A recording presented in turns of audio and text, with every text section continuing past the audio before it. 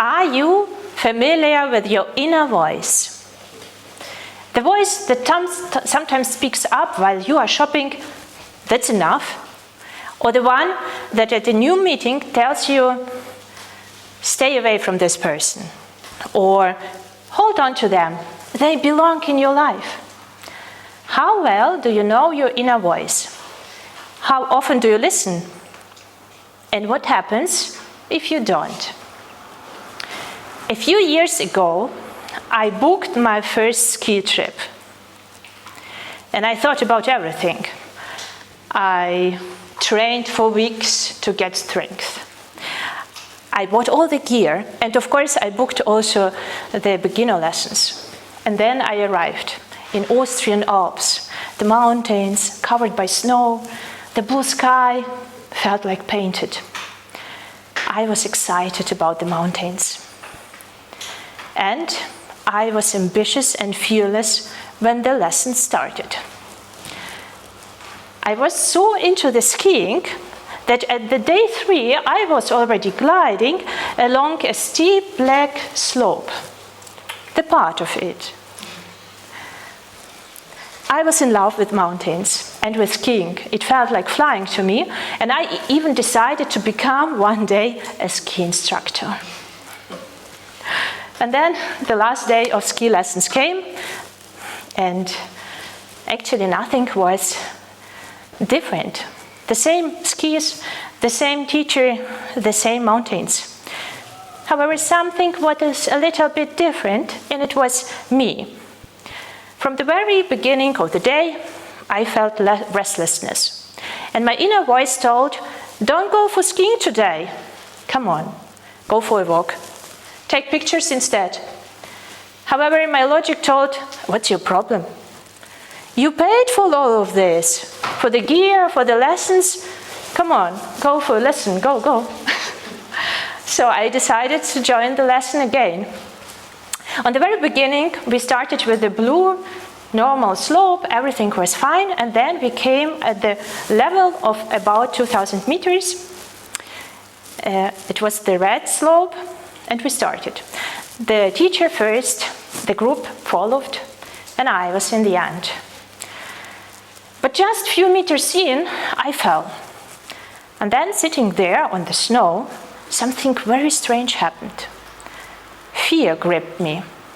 When I was looking down, I couldn't imagine that I can slide down this way today. I took my gear and went up the mountain. Then I looked down again at my group and felt like a failure.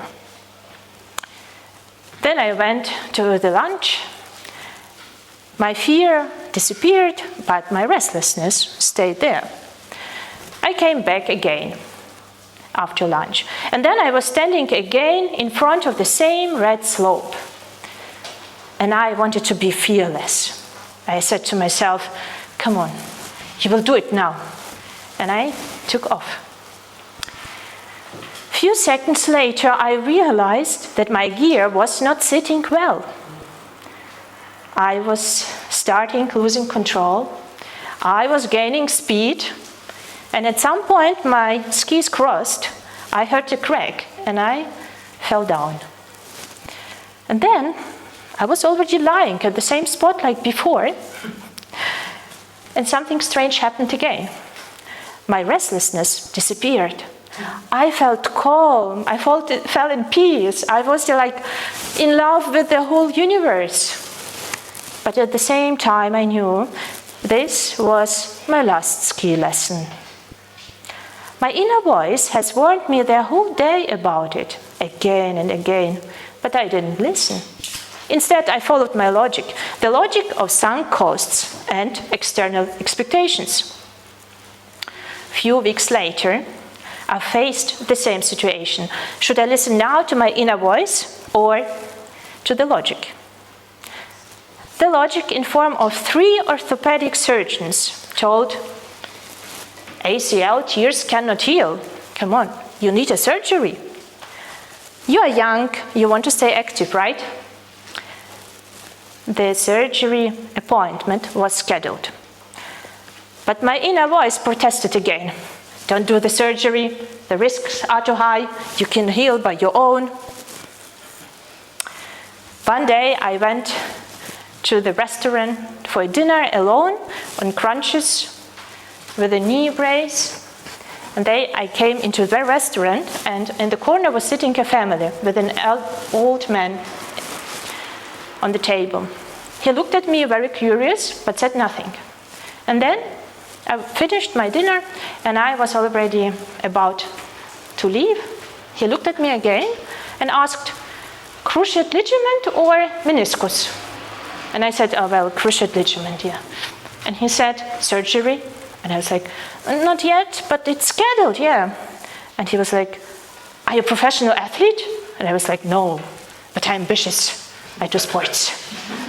And he was like, come on, then don't do the surgery. The risks are too high.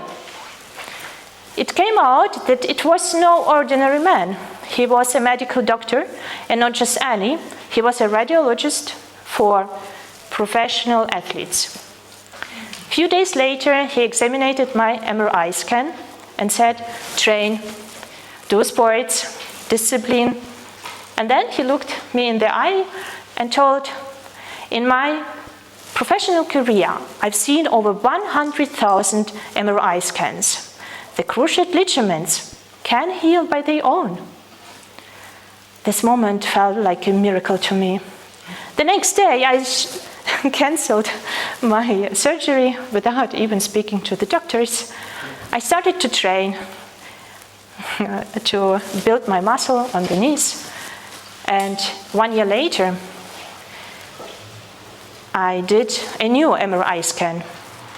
The medical report said the cruciate ligament had healed. So let me ask you again.